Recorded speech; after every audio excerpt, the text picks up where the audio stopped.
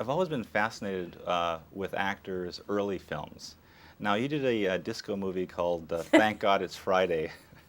Yes. When you look back at that experience, do you remember that fondly or otherwise? Sure.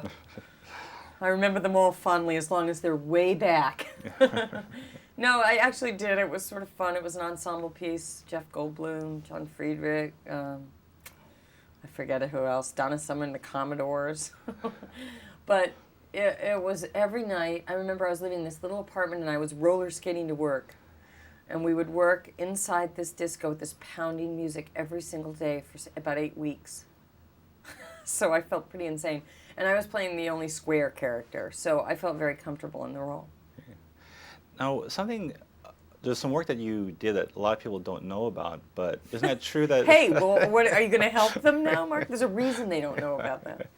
Now, isn't that true that you were one of the voices that they used for E.T.?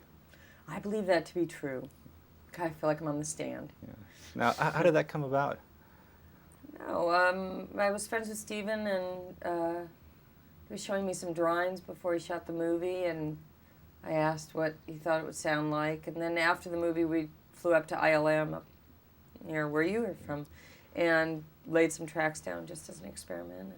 And I think it has to do with, I'm not sure exactly, but with all of the technology that they use, I think that you have to have a certain amount of resonance in your voice to make it through all those machines. So maybe that was why. But I've since done a lot of voice work. I've been really enjoying it. I've done some books on tape. I did the Letters of Janis Joplin. I did the Brothers Karamazov. And I've always had a fascination with movies when scenes are cut from films. I know it's very painful for actors sometimes. Officer and a Gentleman. Or it's life-saving. Too. Now, Officer and a Gentleman, yeah. Now, there were a number of scenes cut from that film that you once said you wished would have remained. What did those scenes entail? I'm sure I meant it if I said it. No, I know what they generally entail. I don't remember the scenes now, but he took out the story of my family and the fact that my father abused me. And I thought that it was important to know where someone like Paula Pokrivky might come from.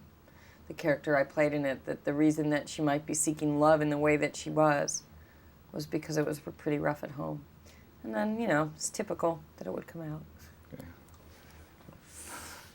Debra, in the press notes they mentioned that you had served some time in the Israeli army. Oh, I thought you were going to say prison, and I was going to have to remember. Served time in prison? But I read once that you spent maybe about 3 months training in the army, and that was one of the hardest experiences that you had ever gone through. Can you tell me about that? I don't know if it was 3 months. I was 3 months living in, I was 3.5 months living in Israel. I think it was less time, it was about 6 weeks, but it was incredibly difficult. And, well, I mean, just the Uzi alone weighs a lot. But we were doing sort of maneuvers in the hills above Tel Aviv, and I don't think the Army's a life for me. Okay. Now, with Shadowlands, I couldn't help notice that everywhere your characters went, people stared and made comments. Now, being a public figure yourself, was that something that you could identify with a lot? No, I pretty much go wherever I want. I don't really get recognized. I'm not always this fussed up. I pretty much go wherever I want. Sometimes someone will recognize my voice, but I haven't had that.